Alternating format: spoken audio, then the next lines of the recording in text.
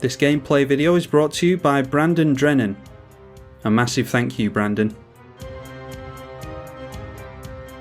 Gargos Vicious Watcher versus Neheb the Eternal. A couple of partner commanders, Dargo the Shipwrecker and Malcolm Keen-Eyed Navigator, and Tasigur the Golden Fang. We have a very good opening hand actually, we'll keep that one. The Neheb player is a random online, by the way, and they have started the game off with a Gemstone Caverns. And then Gogo, patron for the channel, has gone for Thought Scour, already milling themselves, and Inspiration, and a Polluted Delta gone into the bin.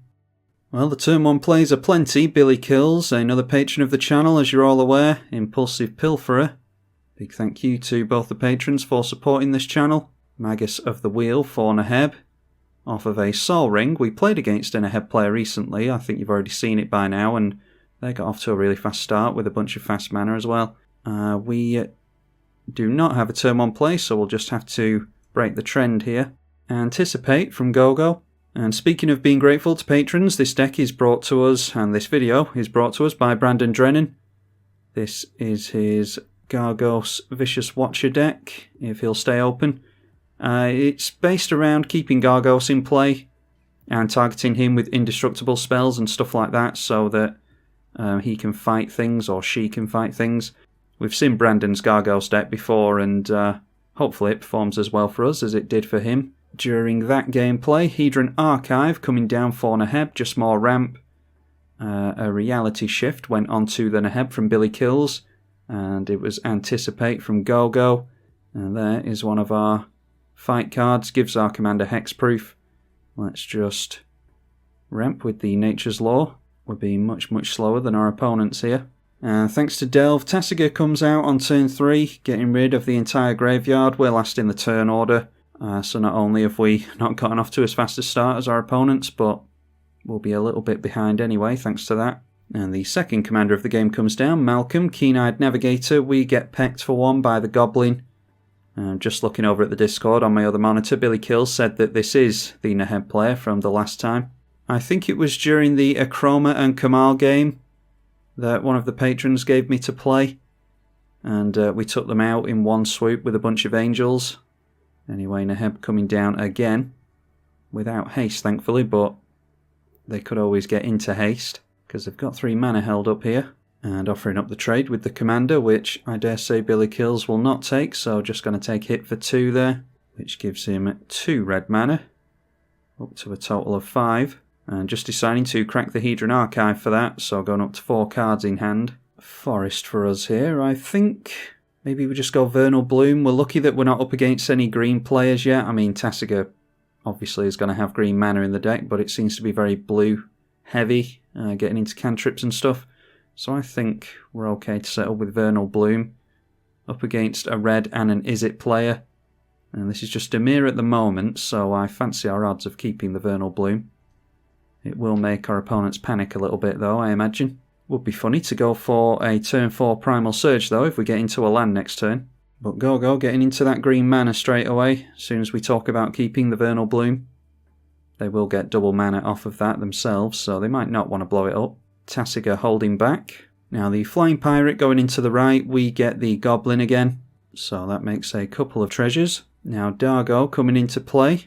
And yeah, they sacrifice their Impulsive Pilferer for that. Then going for a Fabricate. 4 cards in hand and they've still got some mana held up. And now Phyrexian Altar. Sacrificing their Dargo, the Shipwrecker, which puts it back into the command zone. And then that comes straight back out again. Sacrificing it for red mana again, and then just replaying it again straight away. So maybe they're just going for a Storm Count here. What is it called? Grape Shot? I think it's called Grape Shot, the 2 mana one. So they could sacrifice their commander and obviously tap that down for mana. That would leave them with 2 and enough for Grape Shot. Okay, Billy Kills is telling us that he has Jeska in hand. I'll put Jeska up on the screen. Alright, but this is what we've agreed to do. If anyone's got a combo, you obviously can't do it without jumping through a lot of hoops on Magic Online, so what Billy Kills should do here is play the Jeska like he would have done anyway in order to win, and then allow Gogo to counter it or do whatever he's planning to do with Jeska. Okay, there we go. So that's exactly how we need to operate with combos and stuff like that. Billy Kills doing the honest thing there and sacrificing his commanders, which is what he would have done to go into Jeska. That would have come down with a bunch of counters on it, and it is -X, where X would have been 40, I think he said, to deal 40 damage to 3 different targets. That would have been myself, Gogo, and the Neheb player as well. Now Neheb going through to the Izzet player, who everyone's eye will be on at the moment after displaying a potential win on turn 4. And that will be 6 red mana for the Neheb player, 4 cards in hand. And they have dropped a Bonder's Enclave, by the way, which takes them into Kozilek, Butcher of Truth, but it looks like Gogo has something here. That is Essence Scatter. Yeah, Essence Scatter and Negate. That's really good. They still jump up to 7 cards in hand though. Going for a Thought Vessel. They'll probably just concentrate on ramping this turn. Yep, get out a Ruby Medallion as well. And that is a mana doubler for us. So, do we just go Mana Reflection here? Yeah, I think we continue to set up. We'll go Mana Reflection and go for the Enchantress's Presence. Now, Careful Study from Tasigur. Draw 2, discard 2. And they got rid of a couple of swamps there. Drawing into and playing a Seedborn Muse. Malcolm Keen-Eyed Navigator coming down again for kills. Now Tasigur activating after the Malcolm comes down. They get rid of a Forest and Omen of the Sea. And they're targeting Billy Kills, so he will have to give them something back. And going for the Careful Study. Now we are taking a hit from the Neheb player. And again it is 6 mana. Then playing out even more ramp with an Everflowing Chalice, 5 counters on it this time. And then drawing a card with the Bonder's Enclave. Now a Memory Jar. I think that affects everyone, doesn't it? Yeah, each player. But it looks like that might be getting countered, or they're just going for Tasigur in response. Yep, they're going for Tasigur in response, so milling some lands, we will give them an Omen of the Sea. Or do we want to give them Negate? Are they going to negate a Memory Jar? Yeah, we'll give them the Negate here.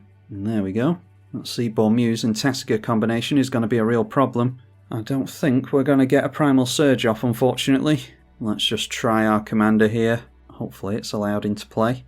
So what I would do if I was Gogo here is I would target the Neheb player and try and get them to go for the Essence Scatter, or give the Essence Scatter back so that the Gargos will get countered. Then it's kind of like tit for tat between us. And yeah, they are doing it to the Neheb player. My aim would be to get rid of Seedborn Muse here. Yep, they did do the Essence Scatter, so Gogo doing a good job of pitting us against each other. So we'll go for the Dawn's Reflection. That should draw us a card with the Enchantress's Presence. And we get into Genesis Wave. Have to dodge a lot of counter magic in order to get that off. Natural Connection from the Sultai player. And there's that Careful Study again that Billy Kills decided to give to Gogo. They've got a... Can't actually have a look through their graveyard, annoyingly. There we go, now we've got priority, we should be able to. There's a Mental Note in there now. And Natural Connection, Essence Scatter, we already know about. Okay, and there is a counter spell. Let's just give them a Sorcery Speed thing. I think it has to be Careful Study. As good a card as Careful Study is, and it's helping to load up their graveyard, I don't want them to be doing things at instant speed, really. Now going in towards the Mono Red player. Knocking them down to 31. Spectral Sailor from the Pirate player. And then flying in towards Gogo, who surprisingly hasn't taken any damage yet. That will make a single treasure. And now it's a Daring Saboteur. And yet another pirate, a Coastline Marauders. Now the Seedborn Muse and Tasigur coming into play again. Activating that at the end of the turn. And they had Omen of the Sea put into their hand by Billy Kills. So going for the Omen of the Sea before the next untap step. And what did they have put in there? There is a Desert, Journey to Eternity, and a Bounce Land. Torbrand coming in for Neheb. And Neheb going in towards the Tasigur player now. So you would assume there's some kind of combat trick to be had, giving the Neheb double strike or something like that. Anyway, 6 red mana from Neheb hitting our opponent because the Torbran adds 2 to it. And I think they went for card draw with Bonder's Enclave there. And there we are, Ulamog, the Infinite Gaia. I will not have this countered if Tasigur goes after us, because I'm not going to be having players pitted against each other to benefit one player. They get the, is it Destroy? Yeah, they get the Destroy either way here. And it's been pointed at Billy Kills anyway, milling a couple of lands this time. So they might want to give the counter spell back in order to get the Ulamog countered.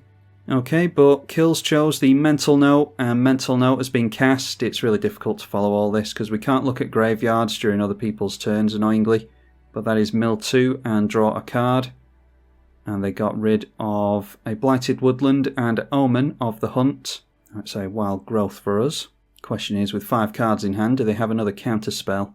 They probably do. So we'll tap 1 land down for 5 mana. Dump a Wild Growth onto one of our forests. That will draw us a card. And that takes us into a Spider Umbra. Then let's attempt our commander again. And that manages to get through as well. So that means that we can go for... So we'll just go for Spider Umbra onto our commander. Then we can hold up Blossoming Defense. Might be able to get something else going here. How's about... Yeah, let's get rid of Tasigur just to try and slow this player down. What's the intelligent thing to do here? Maybe get rid of Neheb. We can go after Neheb if they swing in at us. So yeah, let's go after the Tasigur. This thing's indestructible, I think, isn't it? Yeah, an indestructible annihilator. And casting the Spider Umbra gets us into another land. So maybe we can go Bear Umbra as well. Or maybe Traverse the Outlands is just a more intelligent play here. We'll try it. I think Counter Magic is being held up over here.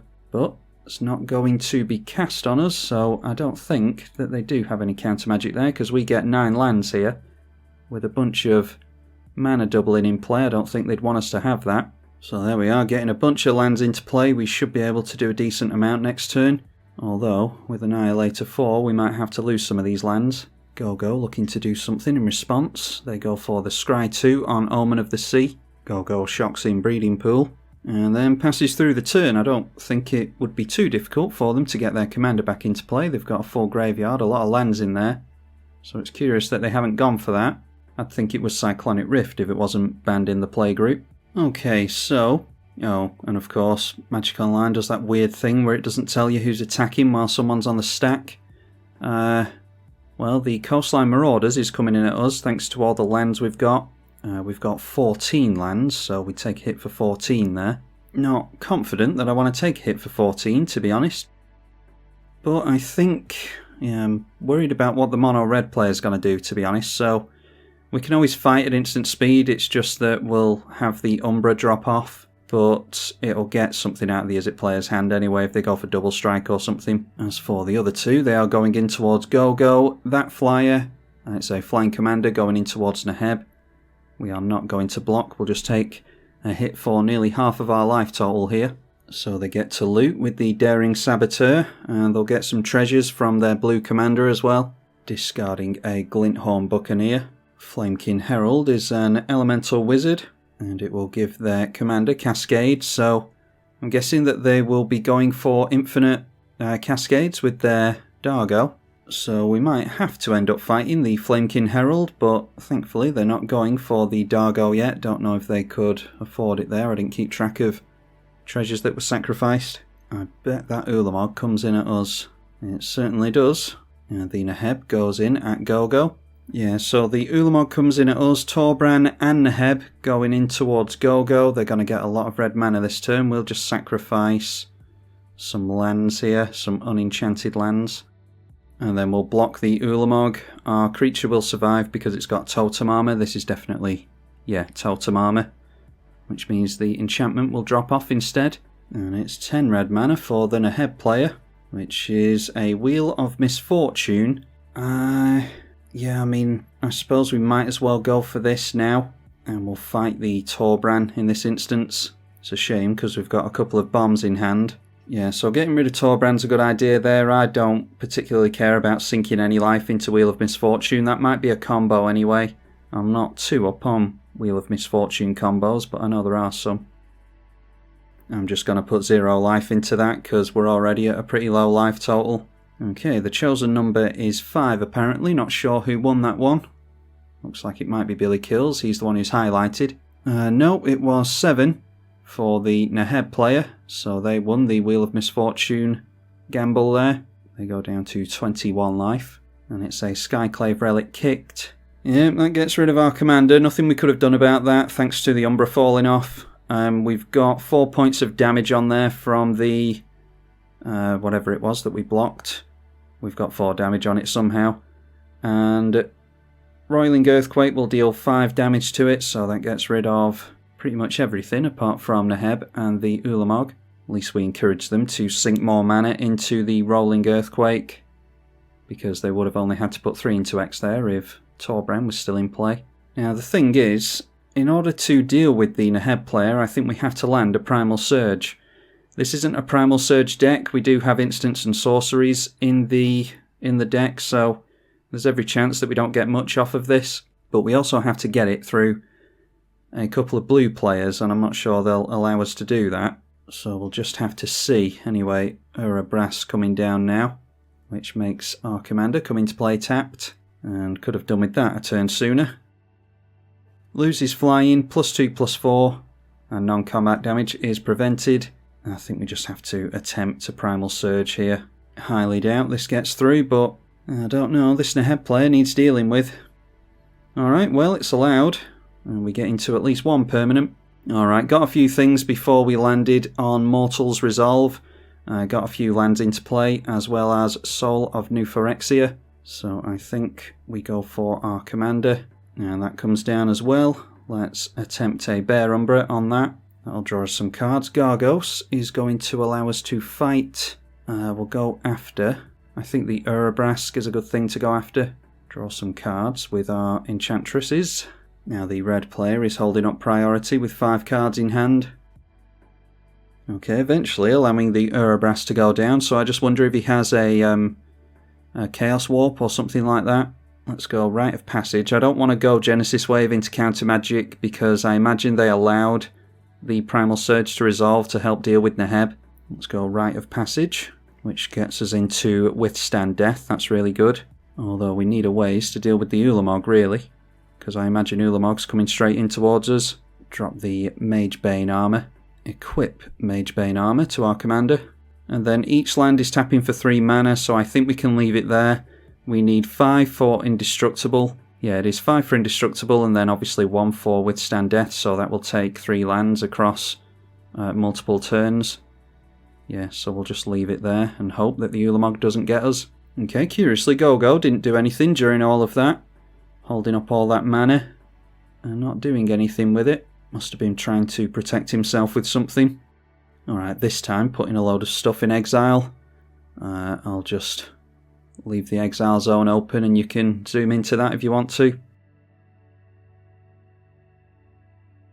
And that's effectively another Seaborn Muse, Wilderness Reclamation, with their commander in play. It's noteworthy that they have exiled Negate and Essence Scatter though. Not seeing a Counterspell though. Yeah, they've left Counterspell in there. Anyway, Gataxian Probe goes on to Billy Kills with 7 cards in hand. And I'm going to leave Tasigur in play and not fight it because I'd rather the Ulamog went in over there. Now a Primal Amulet, they can just tap out here because they're going to tap all their lands or untap all their lands. A Treasure Map as well, down to 4 cards in hand. Yeah, so I want to encourage the Ulamog over here, so I'm not going to get rid of Tasigur. The Omen of the Sea is still in there. Mystic Genesis. The Gataxian Probe, obviously. A bunch of lands, so I'm assuming they can fish lands out of the bin because they don't seem to be exiling those. The Journey to Eternity is still in there. We saw the Counterspell. Let's see what Billy Kills has got lined up for us. Still has the Sack Outlet, which I don't like. Encoring the Coastline Marauders. So we might have to fight there instead, unfortunately. Yeah, this is the problem. If the Neheb player wants to get rid of us next turn, they can. And they've got exactly enough on us. One of these has to attack each of us. So we have to go. for the fight here. And we'll obviously fight the one that is attacking us. But it looks like we're done for here because the mono-red player can just turn in sideways at us. It's a case of whether or not they want to turn in sideways at us and get rid of us. It's noteworthy that Go could get a counter spell back into their hand here. Alright, there's Deflecting Swat. So they changed the targets of Withstand Death there, but the Gargos was on the stack to resolve before it. So this will give it Indestructible after it's already been taken out. So luckily we managed to survive still there. It will still keep Indestructible off of our Gargos, but that never really mattered in this instance. I think we're still done for to the Neheb player anyway. Although if we've got mana held up, the Neheb player might worry about a swing back. They could worry about their Neheb getting taken out to a fight card. Tasigur is blocking one of the pirates, which is noteworthy. So that takes Neheb down to 8, and Go is down to 8. Do these have trample? Ah, yes, they have trample as well. So, yeah, we stay at 13, obviously, because we managed to take ours out. The Tasigur goes down to the blocks. So there might still be some swing back to worry about from all the players at the table. A hideaway card from the red player now.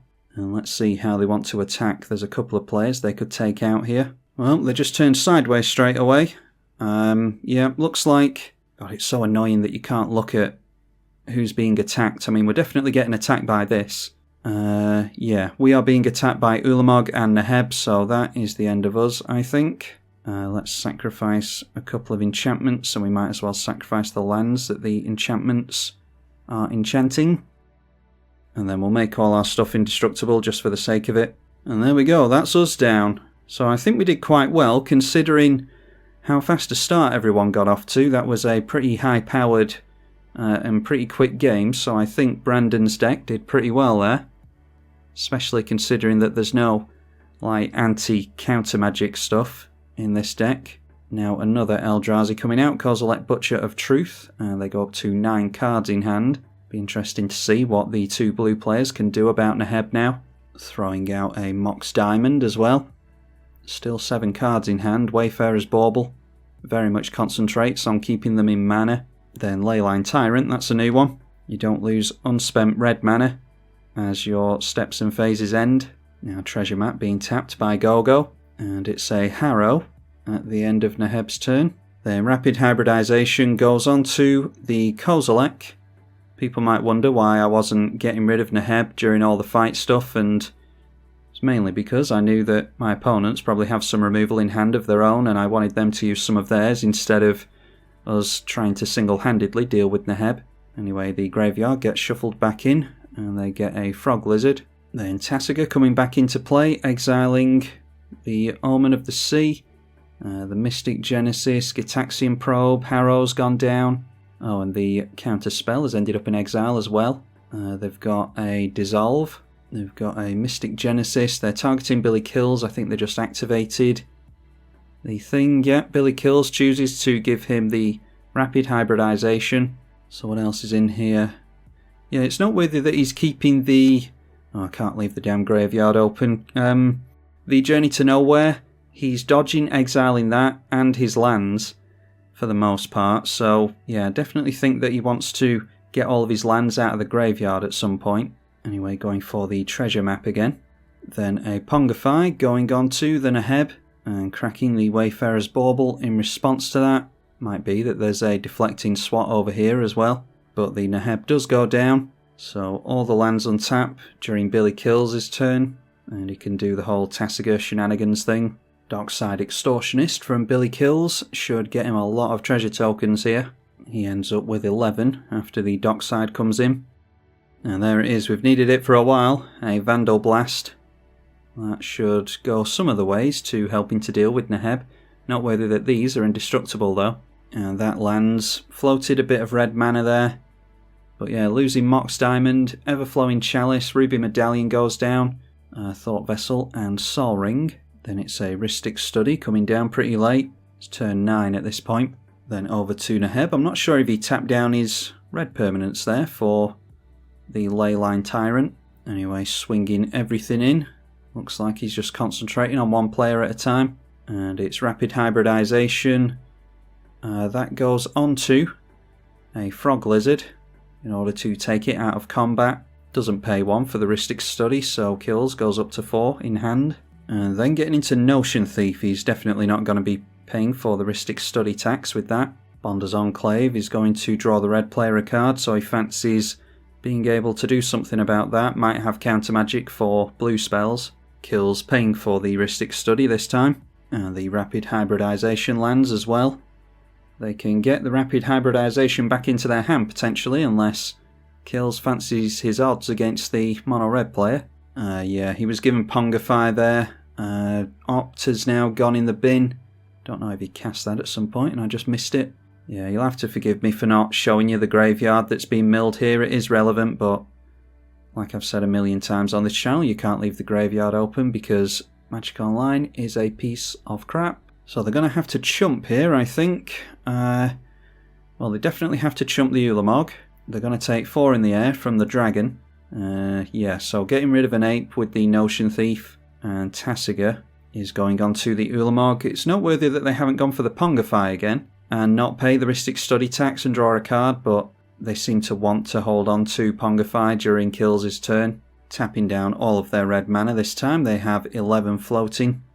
Now playing a peek into the Rhystic Study. Peek is targeting the red player with their 6 cards in hand. Tasigur coming down yet again, only 3 cards left in Gogo's hand, but he's obviously got a graveyard with some stuff in there. Dissolve and Chemist's Insight are still in the bin.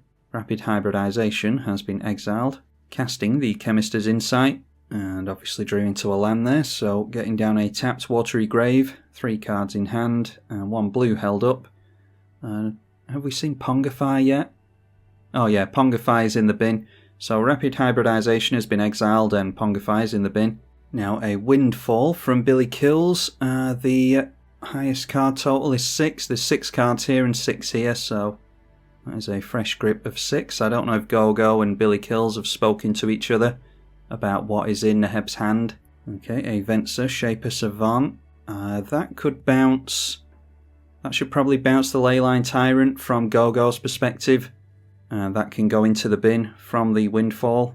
And yeah, they are bouncing the dragon. So a bunch of stuff being discarded by both players.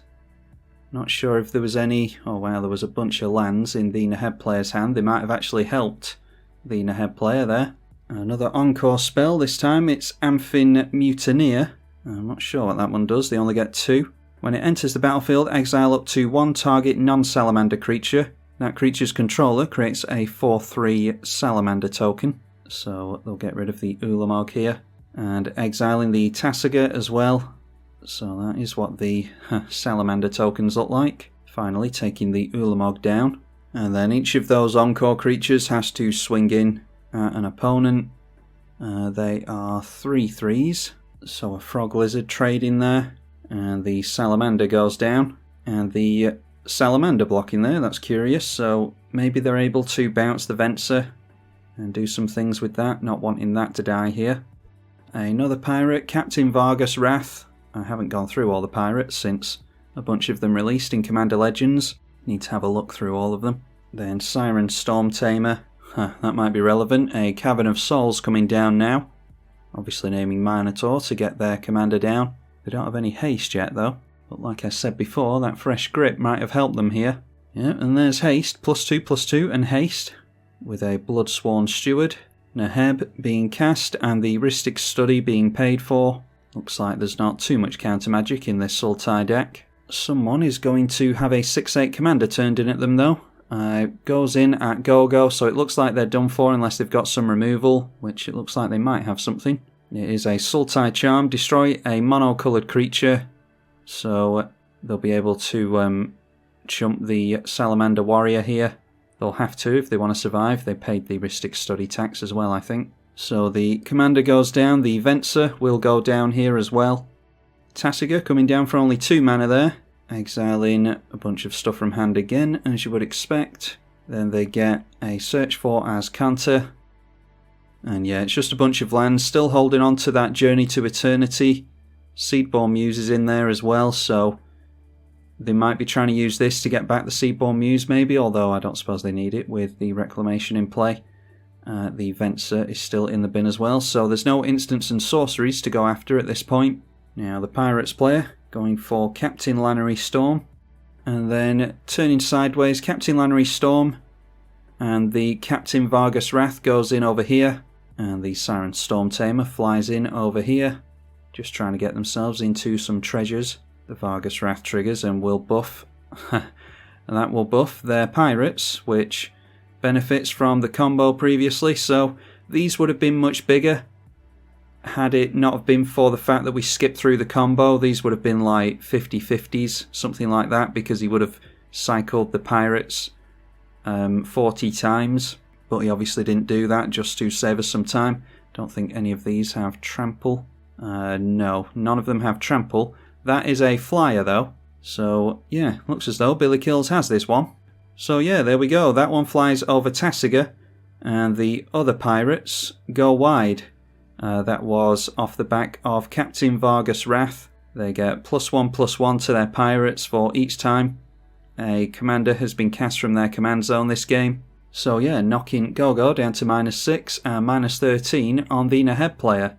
Well done to Billy Kills, hopefully you all enjoyed that one. A big thank you to Brandon Drennan for sponsoring this video and for letting me play with his Gargos deck. I'm tribalkai on the EDH channel. Thank you for watching.